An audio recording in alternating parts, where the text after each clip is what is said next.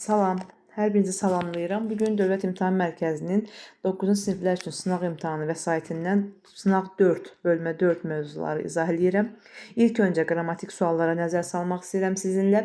Yanlış fikri müəyyən edin deyir. Təbii ki, burada qrammatik sualları variant izahını verəcəm sizə ki, sizin üçün hər şey rahat formada anlaşılan olsun. Oxunası sözü inkarda işlənə bilər. Bəli, işlənə bilər. Oxunası deyil, yazılası deyil. Lakin feilin lazım şəkli inkarda mame inkar şəkli yox, deyil inkar hissəciyi vasitəsilə düzələ bilər. B-də almayasınız sözü lazım şəklində deyil. Bəli, kaş almayasınız burada arzu şəklindədir. Məsələni biz danışaq. Burada kaş biz danışaq, bir də qoy biz danışaq. Həm əmr, həm arzu şəklində götürülə bilər deyə bu da yanlış cavabdır. Yəni bizə uyğun cavab deyil, bizə yanlış fikirlər istəyir. İzləmək və gözləmək sözlərin quruluşları fərqlidir. Xeyr, izdən izləmək, gözdən gözləmək hər biri düzəltmə feilidir və ona görə yanlış cavabımız D variantıdır. Açıldı sözü iki qrammatik məna növdə işlənə bilər. Bəli, süfrə açıldı deyilsə, kim tərəfindənsə məchul növdədir. Hava açıldı, gül açıldı desək isə qayıdış növdə götürülən feil olacaq. İkinci sualımıza nəzər salırıq. Düzəldin sözü vurğu ikinci hecaya düşərsə hansı fikir doğru olar? Düzəldin deyildiyimiz halda xəbər şəklində ola bilər. Xeyr, xəbər şəklində olduğu halda vurğu üçüncü heca üzərində olur. Ona görə də burada birinci yanlış götürüləcək. Düz doğru fikirlər istəyir bizdən. Əmr şəklində işlənmişdir. Bəli, təbii ki, əmr şəklində işlənmiş olacaq. Ona görə də 2 doğru cavabımızdır. Tərkibində 2 leksik şəkilçi ola bilər. Bəli, burada düz sözün köküdür. Düzdən düzəlmək, düzəltməkdən düzəltmək. İndi isə əmr şəkli ikinci şəxsin cəmində şəxs sonluğudur. Ona görə 3də doğru fikir götürüləcək. Feildən düzələn feil ola bilər. Bəli, bu da doğrudur. Düzəlməkdən düzəltmək. Nədən düzəlib deyəndə biz sonuncu leksik şəkilçinin çıxmaqla yerdə qalan hissəni götürməliyik. Ona görə doğru cavabımız olacaq D variantı. Növbəti sualımıza nəzər yetirək. Hansı cərgədə feillərdən biri qayıdış, digəri məchul növdədir? Burada göndərildi, deyildi. Gördüyümüz kimi hər ikisi məchul növdədir. Baxıldı, yanaşıldı, hər ikisi şəxsiz növdədir. Göründü, ın olduğuna görə bu qayıdış növdə, görüldü isə kim tərəfindən görülür deyə məchul növdə və doğru cavabımız C variantıdır. D variantında qarantlandı, lan-la şəkli parçalanmırsa bu adlardan düzələn feildir və məlum növdə hesab olunur.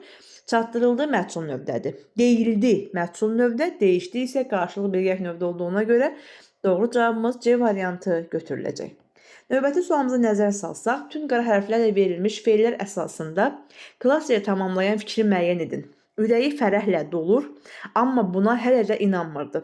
Sadə təsriflənən feildir, təbii ki, doğru cavabdır və təsdiqdədir. Xeyr, dolur təsdiq, inanmır inkarda. Ona görə də A variantı çıxır. Müxtəlif zamanlardadır. Xeyr, dolur, inanmır hər ikisi indiki zamandadır. B variantı yanlış cavabımızdır.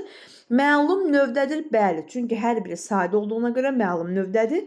İnkardadır, xeyr. Biri təsdiq, biri inkardadır. D variantı yanlışdır. Şəxs əksi inkar olunub, ixtisar olunub deyə xeyr. İndiki zamanda ümumiyyətlə şəxs sonluğu istifadə olunmur. Növbəti sualımıza nəzər salaq. 5-ci suala. Altına xətt çəkilmiş ifadələr əsasında cədvəldəki uyğunluğu müəyyən edin. Az danışan adam məqsədinə boşboğazdan tez çatır. Burada az danışan sözü və çatır sözüdür. Demək, doğrudur, uyğunluq deyirsə, ilk öncə buna nəzər yetirin ki, doğru yazılan xananın doğru fikirlər, yanlış xananın altında isə yanlış fikirlər götürülməlidir. Və burada, demək, şəxsi və kəmiyyətə görə dəyişmir, bu dəyişmir, bəli, doğrudur. Ona görə də 1 götürüləcək. Çünki təsvirlənməyən feil şəxsi və kəmiyyətə görə dəyişə bilmir. Feil sifət olduğuna görə doğru cavabımız götürüləcək. Ondan sonra gəldik qarşılıq bilgək növdə xeyr. Danışmaq sadə olduğuna görə məlum növdə 2 yanlış cavabımızdır. Yanlışın xəbər şəklindədir. Xeyr, zaman şəklisi var deyə bu xəbər şəklində və bu doğru cavabdır. Mənə yanlışın altında yanlış xanasını götürmək lazımdır. Onun üçün demək, bu da yanlışdır və götürürük. Xəbər şəklində deyil təbii ki. Ona görə götürürük. Ondan sonra əmr şəklindədir. Demək, danışan təbii ki, təsvirlənməyən forma olduğuna görə biz bunun şəklini müəyyənləşdirə bilmirik. Onun üçün də 3-ü götürmürük. və şəxs onluğu ilə işlənib. Burada təbii ki, şəxs onluğu işlənməyib deyə götürəcəksiniz və cavabımız olacaq burada bizim 1, qeyd etdiyimiz kimi 4 və 5. Yanlışa yanlış olduğuna görə, doğruya doğru olduğuna görə biz D variantını doğru cavab kimi götürməliyik. 6-cı suala nəzər salırıq. Cümlədəki feili morfoloji təhlil ilə bağlı deyil. Morfoloji nitq sənədinə görə təhlil olduğuna görə bu bağlamanı qardaşına çatdır. Feilimiz burada bizim görürük ki, hansı feildir? Çatdırmaq feildir və işi bunun üzərində görməliyik. Qrammatik şəklini qəbul etməyib, bəli, bu doğru cavabdır. Məlum növdədir, bəli, doğru cavabdır. Düzəltmə feildir, doğru cavabdır. Əmr şəklindədir, doğru cavabdır. Dır şəxs şəkilsiz, xeyr, çatdırmaq. Bağlamanı çatdır. Təsirli feil əlaqələnib deyə burada çatdırmaq, düzəltmə feil götürüləcək. 7-ci sualımıza nəzər salaq. Sxemdə hansı sözlə yer dəyişdirilsə, yol verilmiş səhv aradan qalxar. Feilin iki müxtəlif şəklində düşünülən sözdür. Bəli, bitir, bitirmək, bir də bitir. Əmr və xəbər şəklində götürülə bilər deyə bir doğru cavabdır. Bizə səhvi düzəltmək lazımdır. Keçirdi sözü nəzərinizə yetirim ki, sizin keçirdi və keçirdi. İki zamanda düşünülə bilər. Birində indiki zaman, birində şuhudi keçmiş zaman. Lakin hər ikisi xəbər şəklinin göstəricisi olduğuna görə bunun şəkli burada dəyişmir. Sadəcə zamanı dəyişir. Onun üçün 1-2 yerində yanlış yazılmayıb, 2-ni dəyişirik. Gözlədim, gözlədim. Mən gözlədim, bir də kimisə gözlədim. Əmr və xəbər şəklində götürülə bilər deyə. Ona görə 3 yerindədir, doğru cavabımızdır. Bir şəkildə baxıldı, bəli, sırf xəbər şəklindədir. Köçürsə və köçürsə həm xəbər, həm də şərt şəklində olduğuna görə 2 və 5 xanalarının yeri dəyişilərsə uyğunluq düzələcəkdir. 8-ci suala nəzər salırıq. Zərf işlənmiş cümləni müəyyən edin. Sən gərək belə danışmayaydın. Burada zərfimiz yoxdur. B-də yeni şagird A variantı çıxır. Yeni şagird necə oxuyur? Necə burada sual əvəzli idi? B-də çıxır. Yolu tələsə-tələsə keçdi. Burada tələsə-tələsə feili bağlamadır. C variantında çıxır. Doğru cavabımız D variant. Çünki hələ bizim sadə zaman zərfimizdir. Y-də deyim ki, sən yaxşı ki iclas aparırdın. Bu da yaxşı ki ara sözdür. Ona görə də Y variantında da zərfimiz yoxdur. 9-cu sual nəzər yetirək. Yanlış fikri müəyyən edin. Məqsədim oxumaqdır. Cümləsində feil xəbər şəklindədir. Xeyr, təbii ki, məstər xəbər şəklində ola bilməz. Ona görə yanlış fikrimiz A variantıdır. B-yə baxaq, zərf feilə aid olmaya bilər. Bəli, zərf əlaməti aid ola bilər. Məsələn, paltar tamamilə yaş idi. B doğru fikirdir, çıxırıq. Məstər formasından feilin karı deyil sözlə yarana bilər. Bəli, vəzifəm oxumaq deyil. Bu da uyğundur. Feili bağlama zaman məzmunu bildirir, ancaq zamana görə dəyişmir. Təbii ki, zamana görə dəyişən təsvirlənən feillər olduğuna görə zamana görə dəyişə bilməz. Feili bağlama bu da doğru fikirdir. Məstər özündən əvvəlki sözlər əlaqəyə gələk birləşmə əmələ gətirə bilər. Bəli, evə getmək deyəndə biz burada feili birləşməyə götürürük. 10-cu suala hansı nömrələ zərf işlənməmişdir? Qışdan sonra yaz gələcək. Burada qış və yaz isimlərdir. Ona görə zərf deyil, biri götürürük. Bura burada zərfimiz var, 2 getdi. Gümüşü saçların səhər küləyi darayır da burada yoxdur. Çox bilmək, feilin qabağına gələn kəmiyyət zərfidir. Bunu da götürmürük. Ömər dayanmadan gülür. Dayanmadan burada zərf olur. Feili bağlama olduğuna görə 1, 3, 5 doğru cavabımız, yəni Y variantı götürüləcək. Qrammatik sualların izahından sonra gəlirik mətnlərimizin izahına. Geniş əhatə dairəsi və bu da bizim bədii mətnimizdir və təbii ki, burada sözün daha çox məcazi mənasında istifadə olunur, hekayə, nağıl formasında olur və dil nisbətən anlaşılan sözlərdən ibarət olur. Və mətnlə bağlı, mətnin məzmunu da bir də mən vaxt getməsin deyə toxunmuram. Özünüz mətni oxuyacaqsınız və mən bəzi faktları sizinlə birgə aydınlıq gətirəcəyəm. İlk öncə mətndə 11-ci suala nəzər salsaq, mətndə hansı sualın cavabını müəyyən etmək olmaz deyir bizə. Burada mətni oxuyanda biz görürük ki, hansı məlumat cənab Williamın diqqəti səbəb olmuşdur. Burada mətndə var. Nə səbəb olubsa diqqətinə, bunların həmin o Hindu əhalisinin diqqətinə səbəb olan, demək, bunların yuxuya inancları, yerli adi ənənələri və inancları, bax, burada var. İnancları həmin o Williamın diqqətinə və yuxuya inanmaları olan inancları onun diqqətinə neyləmişdi? Daha çox səbəb olmuşdu. Ona görə A variantının cavabını biz tapa bilərik. A variantı çıxır. B-də Qəbilə başçısı nə üçün daha yuxu görməyəcəyini dedi. Çünki onun da cavabı bizim burada mətnimizdə var. Çünki deyir, mənim yuxularım, sənin yuxuların deyil. Mənim yuxularımla müqayisədə əhatə dairəsi daha çox genişdir. Ona görə bunun da cavabı var deyə biz variantlardan B variantında çıxırıq, A-da çıxırıq. William aldığı torpaqdan hansı məqsədlə istifadə edir? O sadəcə torpağı alırdı. Və niyə aldığı, nə üçün aldığı, hansı məqsədə istifadə etdiyi mətndə öz əksini tapmır. Ona görə doğru cavabımız burada C variantı götürüləcək. 12-ci suala nəzər salaq. Mətnə əsasən Eyler-Venn diaqramındakı düzgün fikirləri müəyyən edin. Cənab William və Mogakların başçısı yuxu gördüyünü iddia edir. Xeyr, bu yanlışdır. Ona görə də, çünki hər ikisinin aid olduğuna görə biri çıxardırıq. Hinduların işləri ali vəzifə idarəçisidir. Bəli, burada mətnimizdə var. Ali idarəçi təyin olunur. Fikir verirsiniz, bax burada ali idarə işçisi təyin olunur. Ona görə burada var. Bu doğrudur. 2-ni doğru cavab kimi götürməliyik. Sonra verdiyi hədiyyəyə görə məmnun idi. Xeyr. Ona görə də hər ikisinə aid deyil deyə yanlışdır. İlk təklifi qəbul edir. Bəli, bu doğru cavabımız götürüləcək. Ona geyim əşyası bağışlanılır. Bəli, ona bir bağışlanılır. Qırmızı plaş bağışlanılır deyə. Ona görə doğru cavabımız olacaq Y variantı. Britaniya kralı ilə dost olmaq istərdi. Xeyr, belə bir yanaşmamız da mətnimizdə yoxdur. 13-cü sual nəzər salaq. Mətnə əsasən yanlış fikri müəyyən edin. Burada demək A variant Hinduların özünə məxsus adətləri var. Təbii ki, bayaq göstərdim ki, var. Doğru cavabdır. Hinduların gələcəkdə xəbər verilməsi inanırdılar. Bəli, bu da doğru cavabdır. Mətndə belə bir fikrimiz də var. Hindular qonaqla soyuq davrana bilirdilər. Bəli, çünki o deyirdi ki, bugün nə yuxu görmüsən? Ona görə William'a sual verdi Hindu qəbilə başçısı və bu da doğru cavabdır. Cənab William mənfəətini güdən şəxsi təbii ki, yuxu görmək yalandan deyib və torpaq əldə edir. Bu da var. William Britaniya hökuməti naminə ailə qurmuşdu. Xeyr. O sadəcə olaraq Hindu qızı ilə evlənmişdi. Ona görə burada Y variantı yanlış cavabdır. 14-cü sualda mətnə tüm qara hərflərlə verilmiş sözün qarşılığı əvvəlində şairə hansı şairə qoyulmuş sözdür? Burada mətnə nəzər salsaq, qara hərf şairə qoyulan sözü olacaq demək vəhşi. Vəhşi sözüdür və bu da vəhşi demək təbiət. Vəhşi təbiət öz-özünə bitən, öz-özünə inkişaf edən, yaranan mənasındadır və vəhşi sözünü biz sinonimi kimi götürə bilərik. Burada olan demək sözü, o sözdə hansı sözdür? Demək yerli yox, işgüzar mənasına deyil, ondan sonra münbit deyil və yabanı. Yabanı bitki öz-özünə bitən. Vəhşi təbiət öz-özünə yaranan mənasındadır.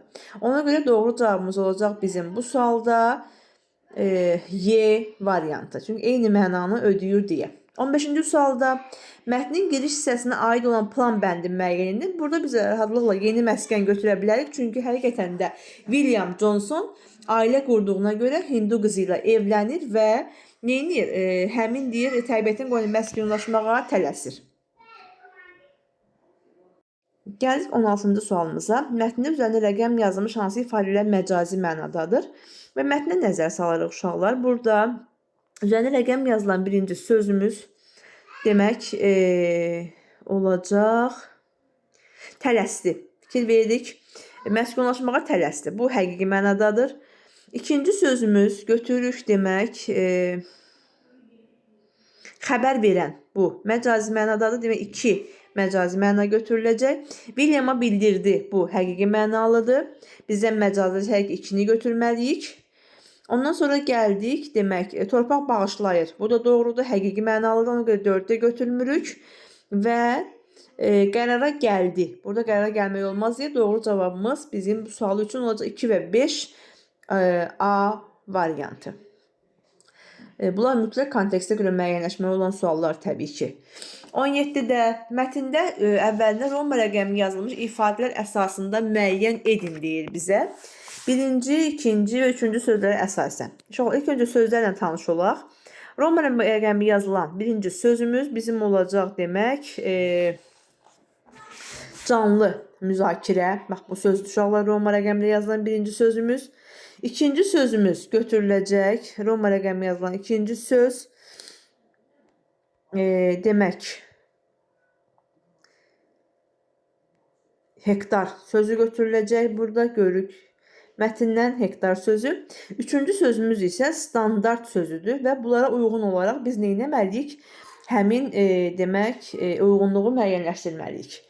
Demək hektar sözü, ondan sonra canlı sözü, bir də digər sözümüzün mənası hansı idi? Demək burada hektar, canlı, bir də standart sözləri. Aha. İndi burada demək olacaq 17-də canlı müzakirə, fəal müzakirə. Birə biz götürürük nəyi? E variantını, sonra uyğunlaşdırarıq. Standart sözünə şablon və orijinallıq üçüncü sözdə A-nı götürməliyik. Və bir də hektar sözünə isə nə götürməliyik? Ölçü vahidi olması. Ona görə 1-ə Y, 2-yə B, 3-ə isə A. Bu da uyğun gəlir nəyə? C variantına. 18. Mətnə və cədvələ əsasən uyğun fikirləri müəyyən edin. Doğrudur və yanlışdır. Yenə deyirəm.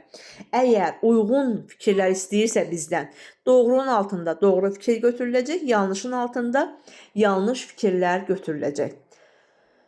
William öz məqsədinə hiləgərliklə nail olmağa çalışır. Təbii ki, o onları Hindu qəbiləsi inancından istifadə edir və öz məqsədinə demək nə ilə? Hiləgərlik nail olmağa çalışır. Bir doğru cavabımızdır. Williamın arvadı qəbilə başçısının bacısı idi. Xeyr, bu yanlışdır. Qəbilə başçısı Williamın qızı idi. William yuxusundan narazı qalmışdı. Bəli, bu da var idi, orada narazı qalmışdı. İstifadə etdiyim bilirdi artıq. Ona görə 3də doğru cavabımızdır. Yanlışa William qəbiləyə gəlməsindən peşman oldu. Xeyr, əksinə. Peşman değildi, çox məmnun. 4 də yanlışdır və yanlışa yanlış doğru cavab götürülür deyə bizim doğru cavabımız olacaq B variantı 1, 3 və 4. Gəldik açıq suallarımıza. William Johnson obrazı əsasında cədvəl tamamlayın deyir. Xarakterik xüsusiyyət onu səciyyələndirən xüsusiyyət olan mənfəətli düşünəndir. Və həmin xüsusiyyət təzahür etdiyi məqam biz nədən bilə bilərik? Çünki o torpaq əldə etmək üçün neynədir? Hinduların inancından, yuxuda özmalara inanmağını istifadə etdi və yuxuda mənə 2 hektar torpaq bağışlanacağını deyib qəbilə başçısının 2 hektar torpaq neynədir? Əldə etdi. Yəni öz mənfəətini düşündü. Ondan sonra 20-ci sualda nəzər salsaq, mətnə əsasən verilmiş fikri təsdiq edən cümlələrlə tamamlayın. Qəbilə başçısının naşı deyildi, çünki o demək orada əsərdə olan Williamın hiləgər olduğunu bilirdi. Ona görə də neynədir? Ona torpaq üçün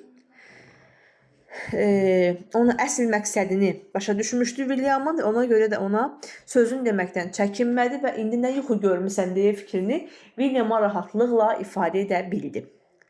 Sonra keçirik növbəti mətnimizə. Növbəti mətnimiz olacaq bizim publisistik mətn, telefonun tarix, maraqlı tarix. Yəni informativ səciyyə daşıyan sözlərdən ibarət, həqiqi mənalı sözlər üstünlüyü təşkil edir və nə isə haqqında bizə informasiya, əlavə məlumat ötürür. Və telefonun maraqlı tarixi, yəni telefonun yaranması haqqında olan bir mətnimizdir. İlk sualımıza nəzər salırıq. 21-ci sual mətnə görə fikirlərdən biri doğrudur. Burada bir telefon təkmilləşməsi heç bir iş görmədən bəhrələnən xeyr yanlışdır. Əksinə xeyli mübarizə aparırdı və iş görürdü ondan bəhrələnməyi üçün. İxtira olunan aparatı bel telefon adlandırırdı. Xeyr yanlışdır. İxtira olunan telefonu aparat telefon adlandırmırdı. B də yanlışdır. Karlar məktəbi müəllimi şəklində səs siqnalını çevirə bilər. Xeyr, bu da yanlışdır. Belə bir məlumatlar yoxdur mətndə. Mətni oxumusunuz deyə bir də mən daha da mətnə qalxıb izah vermirəm. Bel çətin olsa da sonraki bir dəstək telefon yaradır. Bu da yanlış fikirdir. İlk telefonunu Boston Universiteti professoru patentləşdirir. Bəli, artıq bunu siz mətndə göstərim mən sizə ki, Boston Universitetinin professoru nəzər salaq bu isə 76-cı ildə Boston Universitetinin professoru Graham Bell ilk aparatını patentləşdirdi. Gördünüz ki, belə bir fikir mətndə var. Ona görə doğru cavabımız 20-ci sual üçün Y variantı götürüləcək. 22. Mətn əsasında bu hadisənin tarixini dəqiq demək mümkün deyil, olmaz. Baxaq, telefonun Frankfurt fiziki cəmiyyətinin üzvlərə qarşı nümayiş etdirilməsi, bunları bir mətndən göstərəcəm sizə. Bunun dəqiq tarixini müəyyən etmək mümkündür. Frankfurt tərəfindən göstərilməsi burada olacaq demək 1800 demək 61-ci ildə fikir verir Frankfurt Fikir Cəmiyyətinin üzvləri qayıt nümayiş etdirilir. Bunun cavabı, bu dəqiq tarixi var. İkincisi, Alexander Graham Bell'in şirkət qurması. Graham Bell demək şirkət qurub 1877-ci ildə və bu da mətndə öz əksini tapıb ki, şirkətini qurdu. Bunda cavabı var. B-də gedir uşaqlar. Sonra C-də deyir ki, demək A gedir. Bunu biz tapdıq cavabını 77-də bunu da tapdıq. Amerikada ilk telefon qurşağının qurulması. Bu da 1881-ci ildə, 78-ci ildə Amerikada. Bunun da cavabı mətndə var. İlk telefon aparatının patentləşdirilməsi. Bəli, bunun da cavabı var, tarixi var dəqiq buradakı. 77-ci ildə patentləşdirildi. 76-cı fevralın 14-də Profesör Graham Bell tərəfindən aparat neylədir? Patentləşdirildi. Ona görə bunun cavabı var və Bell'in Bostan şəhərinə qayıtması, demək onun cavabı yoxdur deyə yanlış cavabımız Y variantıdır. Mətnə əsasən hansı sualın cavabını müəyyən etmək olmaz? Karlar məktəbi Almaniyanın hansı şəhərində olmuş? Boston şəhərində idi, bu var. Ona görə bunu çıxardırıq. Telefon aparatı ilk əvvəl tənqidi olaraq nə adlandırılır? Bunu oyuncaq adlandırırdılar. Bu da mətndə var. Siz göstərək. Burada yazıb ki, aparatı ilk öncə həmin aparatı nə adlandırırdılar? Oyuncaq adlandırırdılar. Bunun da cavabı var. Ondan sonra Philip və Bill yeni aparat ilkin marağı nədən qaynaqlanırdı? Bu da var çünki bilirdilər ki, onun dəyəri artıqdır. D-də Philip reis hazır bütün telefonu sata bilirmi? Xeyr. Orada yazır ki, mətndə fikir verin, hazırda telefonların demək telefonlar bir neçəsini satmağa nail olur. Hamısını yox, bir neçəsini satmağa nail olur. Ona görə də D variantımız da yanlışdır. Telefonlar insanlar nə vaxtdan sürətlə yayılmağa başlayır, artıq nə vaxtdan yayılmağa başlaması ilə bağlı mətndə heç bir məlumatımız yoxdur. Gəldik ki, 24-cü sualımıza. Mətndə əsasən müqayisə cədvəlindəki doğru fikirləri müəyyən edin. Philip Reis və Alexander Graham Bell. Demək, burada 2 dəstəkli telefon aparatı yaradıb. Ona görə də bu yanlışdır. Biri biz çıxardırıq variantlardan.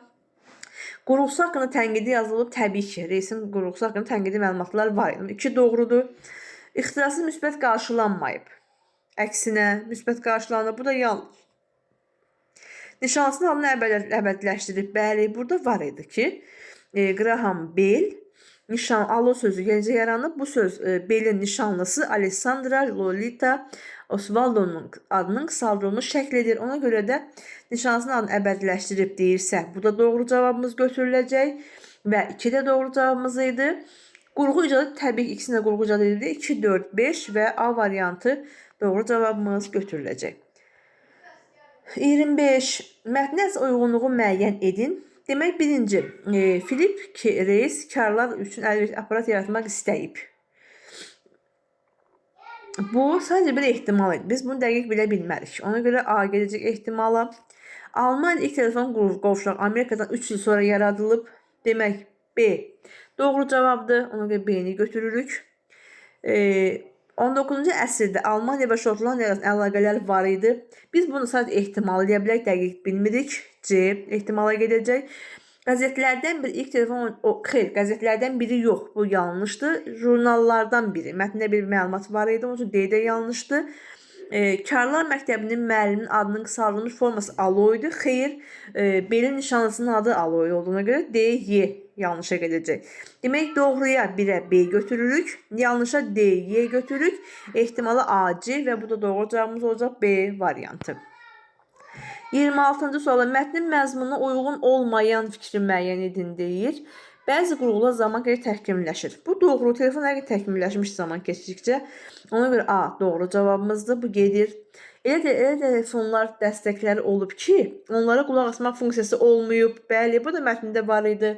Bu da doğru fikirdir. Bəzi icadlar sonra cibdə gəzdilə bilər. Bəli, təbii ki, müasir dövrdə telefon cibdə gəzdilə. Bu da doğru fikirdir. Bir qitədə yaşayan şəxs başqa yerdə təhsil ala bilər. Bəli, bu da doğru bir fikirdir, uyğundur mətnə. Hadisələr bir ölkədə xeyr, hadisələr Amerikada, Şotlandiyada, Almaniyada baş verdi deyə Y variantı yanlış cavabımız götürüləcək.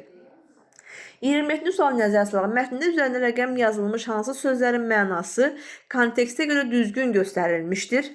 Üzərində rəqəm yazılmış sözlərə biz nəzər salırıq. Təbii ki, hansı sözlərdir və mənaları hansılar doğru göstərilib. Üzərində rəqəm yazılmış sözlərimizdən biri olacaq demək, funksiyasını, yəni gördüyü işi, yerinə yetirdiyi funksiya, gördüyü iş vəzifəsi. İkinci, tənqidi sözüdür, müsbət mənfi cəhətlərin müəyyənləşdirilməsidir. Üçüncü sözümüz demək, istehlakçı həmin o mal məhsulu demək, istehsalat istifadə edən şəxs, yəni satan şəxs istehsalatçıdır. Ona görə 3 olacaq. Bir də patent sözü var ki, ixtiranı təsdiq edən şəhadətnamə mənasındadır. Və biz də variantlara nəzər saldıqda görürük ki, bir istehlakçı sözünün mənası var. Yəni istehsalat məhsulundan istifadə edən şəxs anlamında 3 doğru cavabımızdır.